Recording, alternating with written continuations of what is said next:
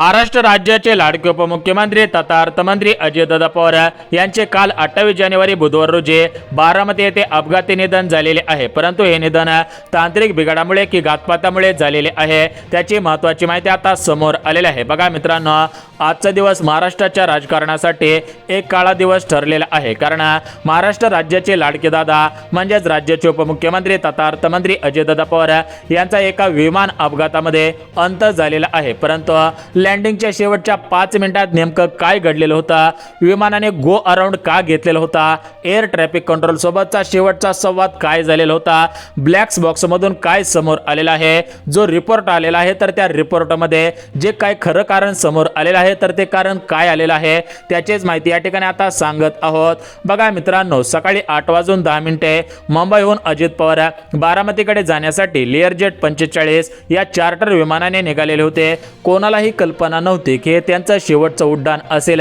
बघा, विचार करायला गेलं तर सकाळी 8:18 विमानाचा बारामतीच्या एटीसीशी पहिला संपर्क झाला। हवामान अगदी स्वच्छ होता, वारा शांत होता, पण जेव्हा विमान रनवेच्या जवळ आलं तेव्हा वैमानिकांनी सांगितलं की त्यांना रनवेज दिसत नाही।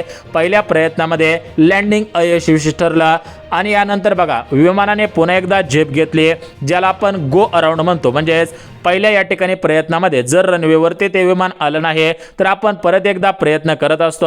म्हणजेच दुसऱ्या प्रयत्नामध्ये 8:43 वैमानिकांनी रनवे इनसाइड असल्याचं सांगितलं। बघा मित्रांनो, तुम्हाला सुद्धा माहिती आहे की आपल्या महाराष्ट्र राज्यामध्ये मुंबईमध्ये मोठ्या प्रमाणामध्ये निवडणुका पार पडल्या, पुणे जिल्ह्यामध्ये सुद्धा मोठ्या प्रमाणामध्ये महानगरपालिकेच्या नगरपालिकेच्या निवडणुका पार पडलेल्या होत्या। आता फेब्रुवारी महिन्याच्या पहिल्या आठवड्यामध्ये जिल्हा परिषद आणि पंचायत समितीच्या निवडणुका पार पडणार होत्या। परंतु या निवडणुका पार पडण्याच्या अगोदरच महाराष्ट्र राज्याचे लाडके उपमुख्यमंत्री तथा अर्थमंत्री अजितदादा पवार यांचा विमान अपघातामध्ये भीषण अंत झाल्याची माहिती समोर येत आहे। परंतु हा अंत विमान अपघातामध्ये झालेला आहे की दुसरं काय आहे याविषयी सुद्धा महत्त्वाची माहिती समोर आलेली आहे। बघा, महाराष्ट्र राज्याचे लाडके उपमुख्यमंत्री तथा अर्थमंत्री अजितदादा पवार यांचे काल बारामतीमध्ये झालेल्या विमान अपघातामध्ये निधन झाले। ही बातमी ऐकून संपूर्ण देशभरामध्ये कालपासून शोककळा पसरलेली होते, परंतु या विमान अपघाताचं सत्य अखेर समोर आलेलं आहे। त्यामुळे संपूर्ण महाराष्ट्रातील अजितदादांच्या चाहत्यांना, कार्यकर्त्यांना मोठा धक्का बसल्याची बातमी या ठिकाणी आता समोर येत आहे। बघा, बारामतीत झालेल्या विमान अपघातात कोणाकोणाचा मृत्यू झालेला आहे हे आपण बघून घेऊयात। बघा, काल या ठिकाणी कोणाकोणाचा मृत्यू झालेला आहे त्याची माहिती सांगतो आणि जे काही महत्त्वाचं कारण समोर आलेलं आहे म्हणजेच हा घातपात होता की अपघात होता याविषयी माहिती आपण या ठिकाणी सविस्तर सांगत आहोत। त्याचे पुरावे सुद्धा देण्यात आलेले आहे। ब्लॅक बॉक्स मधून जे महत्त्वाची माहिती समोर आलेली आहे, यासोबत त्या विमानामध्ये जो काही संवाद साधण्यात आलेला आहे तो संवाद काय होता याविषयी आपण या ठिकाणी पाहणार आहोत। त्यामुळे पुढचे 2 मिनिटं हा व्हिडिओ सविस्तर पहा। आता बघा, काल विमान अपघातामध्ये कोणाकोणाचा मृत्यू झाला तर याच्यामध्ये महाराष्ट्र राज्याचे लाडके उपमुख्यमंत्री तथा अर्थमंत्री अजितदादा पवार यासोबत विदीप जाधव म्हणजेच PASO होते, यासोबत सुमित कपूर, यासोबत शांभवी पाठक, पिंकी माळी अशा पद्धतीने 5 ते 6 जणांचा समावेश असल्याची माहिती समोर आलेली आहे। कालच या ठिकाणी आपले सचिन तेंडुलकर यांच्या माध्यमातून सोशल मीडियावरती पोस्ट करण्यात आलेले आहे। बघा, सचिन तेंडुलकरांनी दिलेल्या माहितीनुसार अजित पवार यांच्या निधनाची बातमी ऐकून खूप दुःख झाले। महाराष्ट्रासाठी काम करणारे एक चांगला नेता आज आपण अचानक गमावलेला आहे। पवार कुटुंबियांच्या दुःखात मी सहभागी आहे। ईश्वर त्यांच्या आत्म्यास शांती देवो, भावपूर्ण श्रद्धांजली, ओम शांती अशा पद्धतीने सचिन तेंडुलकरच्या माध्यमातून पोस्ट करण्यात आलेले आहे। बघा, काल 8:46 मोठा स्फोट आणि अजितदादांच्या विमानाचा अपघात CCTV मध्ये सुद्धा कैद झालेला आहे। तर या CCTVच्या माध्यमातून जी काय माहिती समोर आलेली आहे ती माहिती या ठिकाणी आपण पाहून घेऊयात। बघा, फक्त 5 मिनिट अंतर उरलेलं होतं असतानाच अजित पवारांवरती काळाचा घावा या ठिकाणी घालण्यात आल्याची माहिती समोर येत आहे। दादा गेल्यानंतर सुप्रियाताईंनी काल उद्ध्वस्त म्हणून या ठिकाणी स्टेटस ठेवल्याची माहिती सोशल मीडियाच्या माध्यमातून आम्ही सुद्धा पाहिलेली आहे। परंतु एकंदरीत हा घातपात होता की अपघात होता याविषयी जी महत्त्वाची माहिती आलेली आहे, जे महत्त्वाचे पुरावे देण्यात आलेले आहेत ते पुरावे पाहून तुमच्या पायाखालची जमीन या ठिकाणी सरकणार आहे। परंतु मित्रांनो, आपल्या भारताचे पंतप्रधान मोदी साहेब, गडकरी साहेब, अमित शाह साहेब यांच्या माध्यमातून काल अजितदादांना भावपूर्ण श्रद्धांजली वाहिण्यात आलेली होती। आज ते अंत्यविधीसाठी बारामती येथे उपस्थित राहणार आहेत। परंतु एकंदरीत याचं जे काळं सत्य समोर आलेलं आहे तर ते सत्य ऐकून तुमच्या पायाखालची जमीन सरकू शकते। तर ते काय सत्य आहे त्याविषयी आपण माहिती घेत आहोत। बघा 28 जानेवारी 2026 ची ती सकाळ कोणालाही कल्पना नव्हती की महाराष्ट्राच्या राजकारणात या ठिकाणी असा एक भूकंप तयार होईल, असा कोणालाही कल्पना नव्हती, कोणालाही या ठिकाणी विश्वास बसत नव्हता, जो संपूर्ण राज्याला हादरून सोडेल अशी या ठिकाणी घटना काल घडलेली होते। बघा बारामतीचं ते आकाश जिथे दादांचा शब्द अंतिम असायचा त्याच आकाशात या ठिकाणी काल मृत्यूने झडप घातली होते। मुंबईहून उडालेलं ते लेअर जेटचं 45 विमान लँडिंगच्या काही मिनिटं आधी अचानक रडारवरून गायब झालं आणि मग झालं एक भीषण स्फोट। या ठिकाणी पाहायला गेलं तर एकंदरीत काल डबल वेळेस या ठिकाणी ते लँडिंग करण्यामध्ये अयशस्वी ठरल्याची माहिती समोर येत आहे। बघा ज्यांनी हे पाहिलेलं होतं ते स्पष्टपणे सांगत आहेत की विमान हवेत 2-3दा गिरक्या घेत होता, इंजिनमधून विचित्र आवाज येत होता आणि अचानक जमिनीवरती आदळताच विमानाचे 2-3 तुकडे झाल्याची या ठिकाणी माहिती समोर आलेली आहे। परंतु मित्रांनो पुढे जर माहिती ऐकले तर तुम्हाला या ठिकाणी विश्वास बसणार नाही, तुमच्या पायाखालची जमीन सरकून जाणार आहे। आता बघा मित्रांनो, ज्या विमानाचा काल अपघात झाला तेच विमान 2023 मध्ये मुंबईत अपघातग्रस्त झालेलं होतं। मग तरी ते पुन्हा का वापरलं गेलं? हा निव्वळ अपघात होता की यामागे काही मोठं राजकीय षडयंत्र होता? ममता बॅनर्जी सारख्या नेत्यांनी या घटनेमध्ये फैलू प्ले गलिच्छ राजकारण असल्याची माहिती या ठिकाणी वर्तवलेली आहे। बघा अजितदादा बसलेले सीट जळून खाक झाले, पोलिसांनी सांगितलं भयानक घटना करा। बघा मित्रांनो, काल अजितदादांची ओळख हे त्यांच्या घड्याळावरून या ठिकाणी ओळख पटवण्यात आलेल्याची माहिती समोर येत आहे। बघा सुप्रिया सुळेंनी सुद्धा कालच व्हॉट्सअपवरती ठेवलेलं होता उद्ध्वस्त हे स्टेटस बरंच काही सांगून जाते। शरद पवार तातडीने बारामतीकडे काल रवाना झालेले होते। अवघा महाराष्ट्र आज पोरका झाला असल्याची माहिती समोर येत आहे। बघा मित्रांनो, काय असेल या अपघाताचं खरं कारण, खरा हवामान, तांत्रिक बिघाड की घातपात, या संपूर्ण प्रकाराची चौकशी आता सुप्रीम कोर्टाच्या देखरेखीखाली होणार आहे। परंतु एकंदरीत सध्याच्या स्थितीला जी काय माहिती समोर येत आहे तर ती माहिती अत्यंत महत्त्वाची ठरत आहे, कारण काल अपघाताची वेळ 28 जानेवारी 2026 सकाळी साधारण 8:45 स्थळ बारामती विमानतळ पुणे जिल्ह्यामध्ये येत आहे। बघा विमानाचा जो प्रकार होता तर तो लेअर जेट 45। मृत्यू बघा या ठिकाणी अजित पवार यांच्यासह एकूण 5 जणांचा मृत्यू झाल्याचा असल्याचं सांगण्यात येत आहे। तर एकंदरीत आज 29 जानेवारी 2026 आजचा वार गुरुवार आहे। तर आज गुरुवारी बारामती येथे अजितदादांचा अंत्यविधी पार पडणार आहे। बघा कालपासूनच मोठ्या प्रमाणामध्ये अजितदादांच्या चाहत्यांमध्ये अजितदादांना या ठिकाणी आपले देव मानणाऱ्या सर्व चाहत्यांमध्ये दुःखाचे वातावरण पसरल्याची माहिती समोर येत आहे। कालपासूनच संपूर्ण बारामतीमध्ये मोठ्या प्रमाणामध्ये अजितदादांचे चाहते, कार्यकर्ते, अजितदादांवरती प्रेम करणारी सर्व जनता उपस्थित राहिल्याची माहिती समोर येत आहे। बघा गाड्यांना सुद्धा जागा पूर्ण, यासोबत VP कॉलेजच्या प्रांगणामध्ये या ठिकाणी उभा राहायला सुद्धा या ठिकाणी जागा नसल्याची माहिती समोर येत आहे। म्हणजेच अजितदादांनी मोठ्या प्रमाणामध्ये नाव कमवलेलं होतं। मोठ्या प्रमाणामध्ये त्यांनी बारामतीसह पुणे जिल्ह्यासह बीड जिल्ह्यासह संपूर्ण महाराष्ट्र राज्याचा विकास केलेला होता।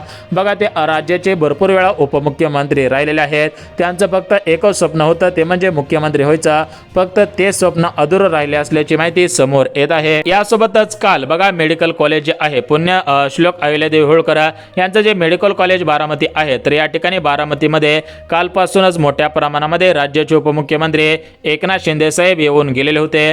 कालच या ठिकाणी आपल्या राज्याचे पालकमंत्री असतील, यासोबत विविध जे पदाधिकारी होते, नेते होते, खासदार आमदार असतील, यांच्या माध्यमातून अजितदादांची भेट कालच घेण्यात आलेले होते।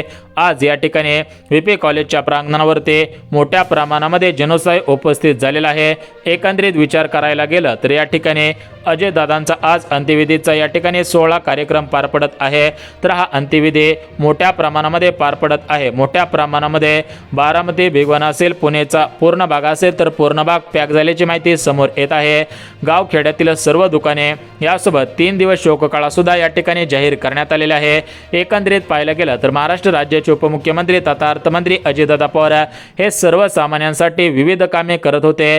जर काम होणार असेल तर ते काम होईल, जर होणार नसेल तर ते काम होणार नाही, असं त्यांचं स्पष्ट बोलणं असायचं। दादांचा हा स्वभाव सर्वांना या ठिकाणी आवडायचा.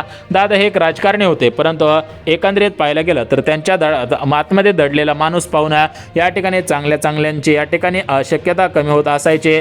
बघा एकंदरीत पाहायला गेलं तर राज्याचे लाडके उपमुख्यमंत्री तथा अर्थमंत्री अजितदादा पवार यांचे काल बारामती येथे अपघाती निधन झाले. या अपघाती स्थळावरती मोठ्या प्रमाणामध्ये गर्दीसुद्धा पाहायला मिळत होते. विविध या ठिकाणी हिरो इंडस्ट्रीमधील हिरो लोक असतील, यासोबत राज्यातील राजकारणामधील सर्व पॉलिटिक्स असतील, तर सर्वांनी या ठिकाणी कालच आदरणीय अजितदादा पवार यांना भावपूर्ण श्रद्धांजली वाहिल्याची माहिती समोर येत आहे. परंतु एका ठिकाणाहून अशी बातमी समोर आलेली आहे. आता ही बातमी म्हणजे अजितदादांचा या ठिकाणी अपघात नसून हा घातपात असल्याची माहिती समोर येत आहे. बघा एकंदरीत पाहायला गेलं तर आपल्या राज्यामध्ये स्वराज्य स्थानिक संस्थांच्या निवडणुका सुरू होत्या. याच्यामध्ये 15 जानेवारीपासून म्हणजे संक्रांतीच्या दुसऱ्या दिवशीपासून राज्यामध्ये महानगरपालिका, नगरपालिका अशा निवडणुका पार पडल्या. या निवडणुकांमध्ये अजितदादांना म्हणावं असं यश आलेलं नव्हतं, परंतु तरी पण अजितदादा खचलेले नव्हते. अजितदादांनी लगेच दुसऱ्या दिवसापासून जिल्हा परिषद, पंचायत समितीच्या निवडणुकांची तयारी केलेली होती. अजितदादा यावेळेस या ठिकाणी मोठ्या प्रमाणामध्ये तयारी करत असल्याची माहिती समोर येत होते. बघा एकंदरीत पाहायला गेलं तर फेब्रुवारी महिन्याच्या 6 तारखेपासून राज्यामध्ये पंचायत समिती, जिल्हा परिषदेच्या निवडणुका होणार होत्या. तर या निवडणुकांमध्ये मोठ्या प्रमाणामध्ये अजितदादांना यश मिळेल अशा पद्धतीची माहिती समोर येत होते. परंतु काळाने या ठिकाणी दादांवरती अपघात झाल्याची माहिती समोर आलेली आहे. आता हे जे विमान होतं तर हे विमान चांगल्या क्वालिटीचं, चांगल्या दर्जाचं होतं. दुसऱ्या विमानांच्या तुलनेमध्ये या ठिकाणी भरपूर चांगलं होत असल्याची माहिती समोर येत आहे. बघा काही विमान असतात तर ते 500 फूट, 1000 फुटावर उंचीवरती जात असतात, परंतु हे विमान त्या विमानांपेक्षा जास्त उंचीवरती आणि विचार करायला गेलं तर हे एक प्रायव्हेट जेटमधून हे विमान असल्याची माहिती समोर येत आहे. परंतु चाहत्यांकडून, कार्यकर्त्यांकडून, ज्येष्ठ या ठिकाणी जे ज्येष्ठ नेते आहेत त्यांच्याकडून सुद्धा मोठ्या प्रमाणामध्ये संशय व्यक्त केला जात होता. परंतु एकंदरीत पाहायला गेलं तर आता याची चौकशी तुम्हाला सांगितल्याप्रमाणे CID असेल यांच्याकडे ही चौकशी सोपवण्यात आलेली आहे. आता याचं खरं काय सत्य होतं, ते सत्य कशामधून बाहेर येणार आहे त्याविषयी माहिती येत आहे. ती माहिती सुद्धा लगेच सांगतो. आता बघा एकंदरीत विचार करायला गेलं तर महाराष्ट्र राज्याचे मुख्यमंत्री फडणवीस साहेब यांचे अगदी जवळचे स्नेही मित्र अजित पवार आणि दुसरे स्नेही मित्र एकनाथ शिंदे साहेब या तिघांच्या माध्यमातून राज्यामध्ये 2024 सालामध्ये लाडकी बहीण योजना सुरू करण्यात आलेली होती. त्यामुळे राज्यातील सर्व लाडके बहिणी या ठिकाणी आता अनाथ झाल्याची माहिती समोर येत आहे. लाडक्या बहिणींकडून अजितदादांचे भावपूर्ण श्रद्धांजली सुद्धा वाहिण्यात आलेली आहे. लाडक्या बहिणींच्या डोळ्यामध्ये कालपासून मोठ्या प्रमाणामध्ये अश्रू येत असल्याची माहिती सुद्धा समोर येत आहे. लाडक्या बहिणी सुद्धा बारामतीकडे रवाना झालेल्या आहेत. आज त्यांचा अंत्यविधी VP कॉलेजच्या प्रांगणामध्ये करण्यात येणार आहे. काटेवाडीहून या ठिकाणी आता VP कॉलेजकडे अजितदादांना रवाना करण्यात येत आहे. एकंदरीत पाहायला गेलं तर बारामतीमध्ये सर्व दुकाने असतील, सर्व गोष्टी असतील तर सर्व या ठिकाणी बंद करण्यात आलेल्या आहेत. यासोबत भिगवणमध्ये सुद्धा सर्व पूर्णपणे बंद करण्यात आलेलं आहे. एकंदरीत पाहायला गेलं तर अजितदादा आपल्यातून जाणे हे काही जणांना या ठिकाणी अजून सहन झालेलं नाही. अजितदादांवरती जो चाहत्यांचा वर्ग होता तर त्या चाहत्यांचा वर्ग कालपासून या ठिकाणी मेडिकल कॉलेजच्या बाहेर थांबलेला होता. अजितदादांविषयी मोठमोठ्या घोषणा सुरू होत्या. परंतु एकंदरीत पाहायला गेलं तर पुणे विमानतळ असेल, बारामती विमानतळ असेल, मुंबईचं विमानतळ असेल तरी विमानतळावरती मोठ्या प्रमाणामध्ये सेफ्टी असतात. परंतु काल जे अजितदादांचं या ठिकाणी जे विमान लँडिंग होणार होतं तर हे लँडिंग कशामुळे रोखलेलं होतं, हे लँडिंग कशामुळे प्रॉपर झालं नाही, म्हणजे त्या विमानामध्ये काय तांत्रिक बिघाड झालेला होता की हा ठरवून केलेला एखादा घातपात होता, अशी शक्यता सुद्धा वर्तवण्यात येत आहे.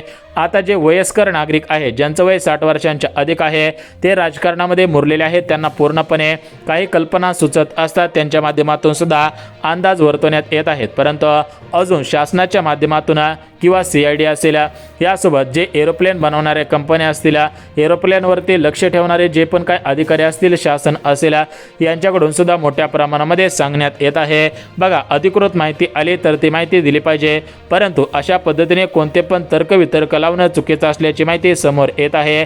बघा या ठिकाणी कालच अजितदादांच्या बारामतीमध्ये 4 सभा होत्या, परंतु या सभेंना जाण्याच्या अगोदरच अजितदादांचा अंत झाला. अजितदादांचं दुःखद निधन झाल्याचं असल्याची माहिती समोर येत आहे. बघा या ठिकाणी काल राज्याचे उपमुख्यमंत्री तथा अर्थमंत्री अजितदादा पवार यांचे अपघाती निधन झालेले होते, परंतु अजितदादांची ओळख पटवणं शक्य होत नव्हतं, परंतु ती ओळख त्यांच्या घड्याळावरून वर्तवलेली आहे. तर ती ओळख या ठिकाणी ठिकाणी घड्याळावरून पटवलेली आहे। बघा शेवट अजितदादांचं घड्याळ या ठिकाणी कामी आलेलं आहे। एकंदरीत घड्याळाने साथ दिली आणि शेवट या ठिकाणी घड्याळानेच ओळख पटवून दिलेत असल्याची माहिती समोर येत आहे। बघा मित्रांनो, आज तुम्हाला शक्य असेल तर तुम्ही सुद्धा बारामती येथे जाऊ शकता। 29 जानेवारी गुरुवार या ठिकाणी आता अंत्यविधी सकाळी 10 वाजता सांगण्यात आलेला आहे। कमीत कमी 11 वाजेपर्यंत हा अंत्य होऊ शकतो। एकंदरीत पाहायला गेलं तर राज्यामधील विविध नेत्यांचं या ठिकाणी येऊ शकतात अशी माहिती सुद्धा मिळत आहे। बघा सध्याच्या स्थितीला या अपघाताचं कारण अजून समोर आलेलं नाही, परंतु सध्याच्या स्थितीला तर्क वितर्क काढण्यात येत आहे। तुम्हाला याविषयी काय वाटतं की हा घातपात होता, अपघात होता की दुसरंच काही, हे सुद्धा आम्हाला कळवायचं आहे। बघा एकंदरीत पाहायला गेलं तर राज्यामध्ये भरपूर असे अपघात मागच्या काही दिवसांपासून होत आहे। आता विमानाच्या ज्या कंपन्या आहेत त्यांनी सुद्धा याकडे लक्ष दिलं पाहिजे, जेणेकरून परत अशा घटना होणार नाहीत।